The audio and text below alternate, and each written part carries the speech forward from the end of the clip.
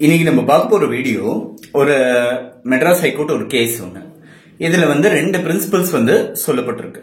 ஒன்னு a delegated person cannot further delegate. அதாவது ஒருத்தருக்கு ஒரு பவர் ஆஃப் அட்டார்னி கொடுக்கப்பட்டிருந்ததுன்னா அவர் ஃபர்தர் இன்னொரு பவர் ஆஃப் அட்டார்னி கொடுத்து இன்னொருத்தர் ஒரு ஏஜென்டா ஒரு முகவரா நியமிக்க முடியாது. அது ஒரு பிரின்சிபல். ரெண்டாவது பிரின்சிபல் என்னன்னா, ஒரு டாக்குமெண்ட் கோர்ட்டால ஒரு டிஃபெக்ட் இருக்குன்னு ரிட்டர்ன் பண்ணப்பட்டிருக்கு அப்படின்னா அது கேஸ் டிஸ்மிஸ் ஆனதா கணக்கு ஆகாது. அது டிஸ்மிஸ் பண்றதுக்கான அடிப்படையும் அது கிடையாது. அவங்களுக்கு ஈக்குவல் ஆப்பர்ச்சுனிட்டி ஒன்னு கொடுத்து அந்த டாக்குமெண்ட்டை ரீப்ரசென்ட் பண்றதுக்கான ஒரு வாய்ப்பு ஒன்று கொடுக்கணும்ன்றது. இது ரெண்டு விஷயம் ஒரு பர்டிகுலர் கேஸ்ல ஒரு பர்டிகுலர் மெட்ராஸ் ஹைகோர்ட் ஜட்மெண்ட் நம்ம அனலைஸ் பண்ணும்போது தெரியும். ஆனரபிள் ஜஸ்டிஸ் ராமசுப்ரமணியம் ஜெய் கொடுத்த ஒரு ஜட்மெண்ட். இதை பத்தி இன்னைக்கு நம்ம பார்ப்போம். இந்த கேஸோட title K Santhanam versus S கவிதான்னு ஒரு கேஸ். 2010 வரப்பட்ட ஒரு judgment. Honourable Madras high court Madurai பெஞ்ச்ல கொடுக்கப்பட்ட ஒரு ஜட்மெண்ட். இது ஒரு சிவில் ரிவிஷன் பெட்டிஷன்ல ஒரு டெசிஷன். இது டிசைட் ஆகப்பட்ட ஒரு கேஸ். ஃபேக்ட்ஸ் என்னன்னா, கவிதான்னு ஒருத்தங்க இருக்காங்க.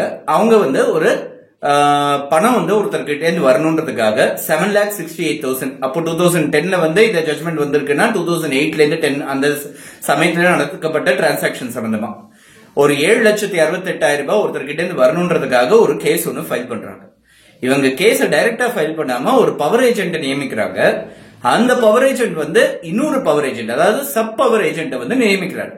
சோ இந்த சப் பவர் ஏஜென்ட் என்ன பண்றாங்க, கவிதாவுக்கு சார்பா, அதாவது ஒரிஜினல் பிரின்சிபலுக்கு சார்பா அவங்க கேஸ் ஃபைல் எல்லாம் பிளைண்ட்ல எல்லா பேப்பர்ஸ்லயும் கழுத்து போட்டு அந்த கேஸ ஃபைல் பண்றாங்க. இந்த கேஸ் ஃபைல் ஆயிட்டு ஒரு ஸ்டேஜுக்கு வந்த உடனே டிஃபெண்டன்ட்க்கு சமன்ஸ் போனோடனே டிஃபெண்டன்ட் இந்த கேஸை எதிர்க்கிறாரு. ரிஜெக்ஷன் ஆஃப் பிளைண்ட் கேட்கிறாரு. இவர் என்ன அடிப்படையில கேட்கிறாருன்னா, இந்த பர்டிகுலர் கேஸ் ஒருத்தர் முகவரா நியமிச்சிட்டீங்க. அவர் ஒரு முகவரா இருக்கிறவர் இன்னொரு பவர் ஏஜென்ட நியமிக்கிறதுக்கான சாத்தியக்கூறுகள் கிடையாது. அது சட்டத்தால அலௌட் கிடையாது அப்படின்னு சொல்லி இந்தியன் கான்ட்ராக்ட் ஆக்ட்ல செக்ஷன் 190 அதை அடிப்படையா வச்சு ஆர்கியூ பண்றாங்க. சோ இந்த பேசிஸ்ல என்ன ஆயிடுறது, கீழ்கோர்ட்ல அந்த rejection of plaint petition dismiss ஆகப்பட்டாலும் இந்த ஹைகோர்ட்டுக்கு வரும்போது அந்த ரிஜெக்ஷன் ஆஃப் பிளைண்ட் பெட்டிஷன் கேட்ட ரெமெடி கரெக்ட் தான். ஏன்னா ஒன்ஸ் ஒருத்தர பவர் ஏஜென்டா நியமிச்சிட்டாங்கன்னா அவங்க ஃபர்தரா இன்னொருத்தர பவர் ஏஜென்டா நியமிக்க முடியாது. ஒரு பவர் ஏஜென்ட் இன்னொரு பவர் ஏஜென்டா நியமிக்க முடியாது. ஒருத்தர் எத்தனை பேர் வேணாலும் பவர் ஏஜென்டா வைக்கலாம். ஆனா அவர் டைரக்டா ஒரு ஏஜென்டா இருக்கணும், இல்ல பிரின்சிபலா இருக்கணுமே தவிர்த்து அவர் ஒரு சப் ஏஜென்டா ஒருத்தருக்கு கழுத்து போடுறதுக்கான வாய்ப்பு அதுக்கான ஒரு கான்டெம்ப்ளேஷன் இந்த சிவில் ப்ரொசீஜர் கோட்ல கிடையாது. அதனால இது அலௌட் கிடையாது அப்படின்னு ஹைகோர்ட் தீர்ப்பு கொடுத்துட்டாங்க. சோ இந்த case rejection of plaint accept ஆயிடுச்சு. பிளைண்ட் ரிஜெக்ட் ஆயிருக்கு.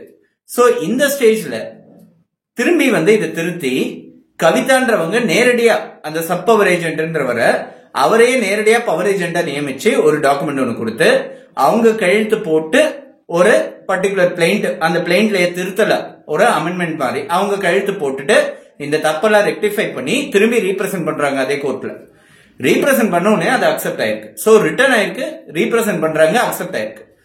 திரும்பி அவருக்கு சமன்ஸ் போகுது. இந்த சமன்ஸ் எடுத்து அவர் திரும்பி ஒரு rejection of plaint petition file பண்றாரு. அது டிஸ்மிஸ் ஆகுது, ஹைகோர்ட்டுக்கு வருது. என்ன சொல்றாங்கன்னா, பேசிக்கா இந்த கேஸ் பொறுத்தவரை இதுதான் இப்போ நம்ம பாக்குற இந்த கேஸ். இவரோட ஆர்குமெண்ட் என்னன்னா, ஒன்ஸ் இந்த ஒரு கேஸ் டிஸ்மிஸ் ஆயிடுச்சு, ரிஜெக்ட் ஆயிடுச்சு, ரிட்டர்ன் ஆயிருக்குன்னா கோர்ட் சொல்லிருக்கு இதுல பேசிக்கா ஒரு தவறு இருக்குன்னு. அதாவது அந்த பிளைண்ட்ல கழுத்து போட முடியாத, போடுறதுக்கு தகுதி இல்லாத ஒருத்தர் கழுத்து போட்டு அந்த பிளைண்ட் ஃபைல் பண்ணப்பட்டிருக்கு. சோ இந்த பிளைண்ட்டை ஏத்துக்க முடியாதுன்னு கோர்ட் சொல்லியாச்சு. அப்படின்னா இந்த கேஸ் டிஸ்மிஸ் ஆன கணக்கு தான். முதல்ல இருந்து ஃப்ரெஷ்ஷா தான் ஃபைல் பண்ணணுமே தவிர்த்து இந்த கேஸை திருத்தி ஃபைல் பண்றதுக்கான முகாந்திரம் கிடையாது, இதை ஏத்துக்க முடியாது அப்படின்னு ஹைகோர்ட்ல இவரோட வாதம். சோ இதுதான் பேசிக்கா இந்த ஆர்குமெண்டோட கிரக்ஸ். அதாவது ஒரு பேப்பர் ரிட்டர்ன் ஆயிருந்ததுன்னா அது டிஸ்மிஸ் ஆனதுக்கு ஈடிணை ஆகுமா, அதுதான் கேள்வி ஹைகோர்ட் முன்னாடி. இதுக்கு ஹைகோர்ட் பார்த்த நிறைய கேசஸ் மேற்கோள் காமிச்சு ரெண்டு சைடும் ஆர்குமெண்ட் நடந்தது. So civil rules of practice, civil procedure கோட்ல ஆர்டர் 3 ரூல் 2ல ரெகக்னைஸ் ஏஜென்ட்ஸ் ஆர் பிளீடர்ஸ், அதாவது பவர் ஆஃப் அட்டார்னி மூலமா ஒரு பிளைண்ட ஃபைல் பண்றதுக்கான ப்ரொசீஜர் என்னன்னு சிவில் ப்ரொசீஜர் கோட் ஆர்டர் 3ல கொடுக்கப்பட்டிருக்கு, ஆர்டர் 3 ரூல் 2ல கொடுக்கப்பட்டிருக்கு. சோ இதெல்லாம் ஸ்டடி பண்ணி ஹைகோர்ட் வந்த ஒரு கன்க்ளூஷன், ஒரு பர்டிகுலர் கன்க்ளூஷன்.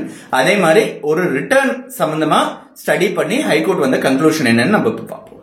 வழக்கமா நடக்கிறது ஒரு விஷயம் சொல்றேன். ஒரு பிளைண்ட் ஒரு யாரு சப்மிட் பண்ணாலும் 1-2 டிஃபெக்ட் இருக்கிறது சகஜம். அந்த டிஃபெக்ட் ரிட்டர்ன் சொல்லிட்டு நம்ம ஊர்ல ரிட்டர்ன் சொல்லுவாங்க தமிழ்நாடுல. அங்க நார்த் இந்தியால ஒரு சில ஊர்ல டிஃபெக்ட்ஸ் ரெக்டிபிகேஷன் அப்படின்னு சொல்லுவாங்க, நம்ம ஊர்ல ரிட்டர்ன் ரீப்ரசன்டேஷன் அப்படின்னு சொல்றது உண்டு. சோ இந்த டிஃபெக்ட்ஸ் இருக்கிறது, இந்த ரிட்டர்ன்ஸ் இருக்கிறது, ஒரு சில தவறுகள் இருக்கிறது சகஜம். அது ரெஜிஸ்ட்ரியே அந்த தவறுகளை மார்க் பண்ணி இதை ரெக்டிஃபை பண்ண சொல்லியோ அல்லது கிளாரிஃபை பண்ண சொல்லியோ நமக்கு கொடுக்கும். அந்த அட்வொகேட்ஸ் அதை சரியான முறையில கிளாரிஃபை பண்ணிட்டு திரும்பி ரீப்ரசென்ட் பண்றதுன்றது சகஜமான விஷயம். இந்த பர்டிகுலர் கேஸ்ல ஒரு சில கோர்ட்ல சபர்பன் சைட்ல ஒரு சில கோர்ட் சபார்டினேட் கோர்ட்ஸ்ல பார்த்தோம்னா ரெஜிஸ்ட்ரின்றது இல்லாம நேரடியா ஜட்ஜே ஒரு சில கிளாரிபிகேஷன் ரிட்டர்ன் என்டோர்ஸ்மெண்ட்ஸ் மார்க் பண்ணி கொடுக்கறதுன்றது உண்டு. ஆனா இந்த பர்டிகுலர் கேஸ்ல பார்த்தோம்னா கேஸ் ஃபைலுக்கு போயிடுச்சு, கோர்ட்டோட ஃபைலுக்கு போயிடுச்சு, அதுக்கப்புறம் ரிட்டர்ன் ஆயிருக்கு. அதாவது ஒரு ப்ரொசீஜர் ரிக்குவயர்மெண்ட் சரிப்பட்டு வரல, ஒரு பிரின்சிபல் சைன் பண்றதுக்கு பதிலா பவர் ஏஜென்ட் சைன் பண்ணிருக்காரு, சப் பவர் ஏஜென்ட் சைன் பண்ணிருக்காரு, இது ஏற்புடையது இல்லைன்னு சொல்லி ரிட்டர்ன் ஆயிருக்கு. சோ இந்த ரிட்டர்ன் அந்த கேஸ்க்கே ஃபேட்டலா, அந்த கேஸே செல்லாதுன்ற அடிப்படையை அது கொடுக்குமா, அல்லது இந்த ரிட்டர்னை பொறுத்த வரைக்கும் இதை ரீப்ரசென்ட் பண்ணக்கூடிய ஒரு ரிட்டர்னா, அதுதான் கொஸ்டின் இந்த கேஸை பொறுத்த வரைக்கும். இல்ல ஹைகோர்ட் நிறைய கேசஸ் அப்சர்வ் பண்ணிருக்காங்க, நிறைய Kerala civil rules of practice case ஒன்னு, அதே மாதிரி பல கேசஸ் முக்கியமான கேசஸ் அனலைஸ் பண்ணும்போது ஒன்னு சொல்லியிருக்காங்க. என்னன்னா ஒரு கேஸ்ல ப்ரொசீஜரல் ரிக்குவயர்மெண்ட்ஸ் ஃபுல்ஃபில் ஆகலன்னு சொல்லி அந்த கேஸ் ரிட்டர்ன் ஆக வேண்டியது இருந்தது அல்லது ரிஜெக்ட் ஆக வேண்டியது இருந்ததுன்னா அது கேஸ் டிஸ்மிஸ் ஆனதுக்கான கணக்கு ஆகாது. மெயினான ஒரு விஷயம், ப்ரொசீஜரல் ரிக்குவயர்மெண்ட்ஸ் ஃபுல்ஃபில் ஆகலன்றதுனால ஒரு கேஸ் டிஸ்மிஸ் ஆச்சுன்னா, இல்ல ஒரு ப்ரொசீஜரல் ரிக்குவயர்மெண்ட்ஸ் ஃபுல்ஃபில் ஆகலன்னு ஒரு கேஸ் ஃபியூட்டைல் ஆச்சுன்னா அதுக்கு 4 காரணங்கள் தான் இருக்க முடியும். எக்ஸெப்ஷனல் ரீசன்ஸ் 4-5 காரணங்கள் தான் இருக்க முடியும். மற்றபடி சாதாரணமா ஒரு கேஸ் ஒரு ரிட்டர்ன் ஒன்னு வந்திருக்கு அதுன்றதுனால அதை திரும்பி ரீப்ரசென்ட் பண்ணி ஃபுல்ஃபில் பண்ணி திரும்பி கொடுக்கறதுக்கான வாய்ப்பு தான் கொடுக்கணும் அப்படிதான் கோர்ட் சொல்லியிருக்காங்க. எந்த சூழ்நிலையில அந்த கேஸ் ரிட்டர்ன் பண்ண வேண்டிய ஒரு வாய்ப்பே இல்ல, இனிமேல அந்த கேஸ் எடுத்துக்கவே முடியாது, இது டிஸ்மிசலுக்கான ஈக்குவல் கணக்கு தான் அப்படின்னு சொல்லக்கூடிய கேசஸ் என்னன்னா, சட்டம் ஒரு பர்டிகுலர் கேஸ்ல இதை இந்த கம்ப்ளைண்ட் பண்ணலன்னா இது இந்த கேஸே செல்லாதுன்னு சொல்லிட்டு சட்டத்துல பகிரங்கமா கொடுக்கப்பட்டிருக்குன்னா, இது கம்ப்ளைன்ஸ் நான் கம்ப்ளைன்ஸ் தானே இருந்ததுன்னா அந்த கேஸை ஏத்துக்க கூடாது அப்படின்னு பகிரங்கமா சொல்லியிருக்காங்கன்னா இது டிஸ்மிஸலுக்கு நியாயிடும். For example execution petition civil procedure கோட்ல 2 வருஷம் கால அவகாசத்துக்கு தாண்டி ஃபைல் பண்றாங்கன்னா அது ஏத்துக்கிறதுக்கான வாய்ப்பே இல்லை. ஏன்னா லிமிடேஷன் ஆக்ட்ல ஸ்பெசிபிக்கா சொல்லியிருக்கு இபிக்கு இந்த சிவில் ப்ரொசீஜர் கோட்ல எக்ஸிகியூஷன் பெட்டிஷன்ஸ் ப்ரொசீடிங் சம்பந்தமா வரக்கூடிய பெட்டிஷன்ஸ் பொறுத்த வரைக்கும் அதுக்கு லிமிடேஷன் கண்டினியூஷன் ஆஃப் டிலே பெட்டிஷனை ஃபைல் பண்ண முடியாது அப்படின்னு போட்டிருக்கு. சோ சட்டமே இது அலோவ் பண்ணல அப்படின்னா அது டிஸ்மிசல் கணக்கு தான், அதை எந்த சூழ்நிலையிலையும் ஏத்துக்க முடியாது. அது ஒரு எக்ஸாம்பிள். ரெண்டாவது எக்ஸெப்ஷன், ஒரு பேப்பர் ஒரு பண்டில் ரிட்டர்ன் ஆயிருக்கு, அதுக்கப்புறம் அதை கம்ப்ளைண்ட் பண்றதுக்கு ஒரு டைம் கொடுப்பாங்க, 10 days இல்ல 15 days இல்ல 1 month 30 days இதெல்லாம் கொடுப்பாங்க, இல்ல 2 weeks 4 weeks அப்படின்னு கொடுப்பாங்க, அந்த கோர்ட்டோட நடைமுறையை பொறுத்து இருக்கு. சோ இந்த கேஸ் பண்டில் ரிட்டர்ன் ஆயிட்டு அந்த போதுமான அளவு ஆப்பர்ச்சுனிட்டி கொடுத்தும் அதை ரீப்ரசென்ட் பண்றதுக்கு இவங்க முன் வரலன்னா அதை ரீப்ரசென்ட் பண்ணதா செல்லவே செல்லாது. அதுக்கப்புறம் அது ரீப்ரசென்ட் பண்றது பியூர்லி டிஸ்கிரிஷன் ஆஃப் கோர்ட், அது செல்லவே செல்லாது, அது டிஸ்மிஸலுக்கு இணையானது, அந்த கேஸ் டிஸ்மிஸ் ஆகப்பட்டதுக்கு இணையாது அப்படின்னு சொல்லியிருக்காங்க. மூணாவது டெலிபரேட் அண்ட் மிஸ்டீவியஸ் நான் கம்ப்ளைண்ட்ஸ், அதாவது அந்த கேஸோட அந்த பர்டிகுலர் விஷயம் நீங்க ரெக்டிஃபை பண்ணி திருத்தி கொடுங்கன்னு சொல்றத வேணும்ட்டே தவறான நோக்கத்தோட அதை கம்ப்ளைண்ட் பண்ணாம விட்டாங்க அப்படின்னா, அந்த பிளைண்ட் அந்த பெட்டிஷன் போடுறவங்க கம்ப்ளைண்ட் பண்ணாம விட்டாங்கன்னா அது செல்லாது, அதுக்கப்புறம் அந்த கேஸ் டிஸ்மிஸ் ஆகுறதுக்கான இணையான கணக்கு தான் அப்படின்னு சொல்லியிருக்கு. நாலாவது பாசிபிலிட்டி, இந்த கோர்ட்டோட ஜூரிஸ்டிக்ஷனை அஃபெக்ட் பண்ணக்கூடிய அளவுக்கு ஏதான ஒரு ரிட்டர்ன் இருந்ததுன்னா, அதாவது இந்த கோர்ட்டுக்கே ஜூரிஸ்டிக்ஷனே இல்ல அப்படின்ற சூழ்நிலையில ஒரு ரிட்டர்ன் இருந்ததுன்னா, இல்ல தவறான இடத்துல ஃபைல் பண்ணப்பட்ட ஒரு கேஸா இருந்ததுன்னா அது அந்த நான் கம்ப்ளைன்ஸ் ஏத்துக்க முடியாது. பட் எப்படி கம்ப்ளைண்ட் பண்ணாலும் அதை ஏத்துக்க முடியாதுன்றதுனால அது ஏத்துக்க முடியாதுன்றது ஒண்ணு.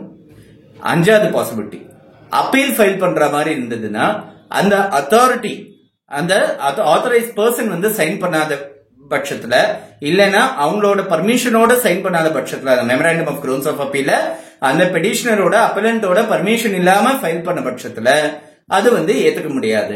சோ இந்த மாதிரி சூழ்நிலையில கம்ப்ளைண்ட்ஸ் பண்ணாலும் அதை வந்து ஏத்துக்க முடியாத ஒரு கட்டத்தை அது கொண்டு வந்து தள்ளிடுறது.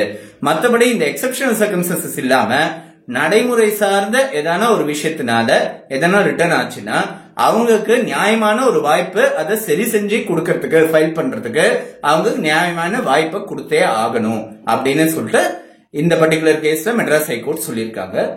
இந்த பேசிஸ்ல வந்து இந்த சிவில் ரிவிஷன் பெட்டிஷன் இந்த கேஸுக்கு வந்தோம்னா இந்த சிவில் ரிவிஷன் பெட்டிஷன் வந்து இந்த பேசிஸ்ல வந்து டிஸ்மிஸ் பண்ணிருக்காங்க. ஏன்னா இது வந்து ரிட்டர்ன் ஆயிருக்கு, அவங்க ரீப்ரசென்ட் பண்றதுக்கு நியாயமான ஒரு வாய்ப்பை கொடுத்தாகணும், அந்த வாய்ப்பை தான் கொடுத்திருக்காங்க. கேஸ வந்து மெரிட்ஸ்ல நீங்க ஃபைட் பண்ணி ஜெயிச்சுக்கோங்க, இல்ல என்ன வேணாலும் பண்ணிக்கோங்க, பட் இந்த பர்டிகுலர் விஷயத்துல வந்து எங்களால at the outset dismiss பண்ண முடியாது அப்படின்னு ஹைகோர்ட் வந்து இந்த கேஸ்ல ஜட்ஜ்மெண்ட் கொடுத்திருக்காங்க. இது வந்து நம்ம அனலைஸ் பண்ணி பார்த்தோம்னா ஒரு ரிட்டர்ன் ரீப்ரசன்டேஷன் வந்து ரொம்ப சாதாரணமான ஒரு விஷயமா நடக்கும். பட் அதுக்கு எந்த அளவுக்கு ஆப்பர்ச்சுனிட்டி, நேற்றுக்கு நம்ம பார்த்தது பிரின்சிபல்ஸ் ஆஃப் நேச்சுரல் ஜஸ்டிஸ், அது எந்த அளவுக்கு சிவில் ப்ரொசீஜர்ல வந்து ஊடுருவல் இருக்கு அப்படின்னு சொல்லிட்டு நம்ம பாக்குறதுக்கு முக்கியமான ஒரு கேஸா இது அமையும்.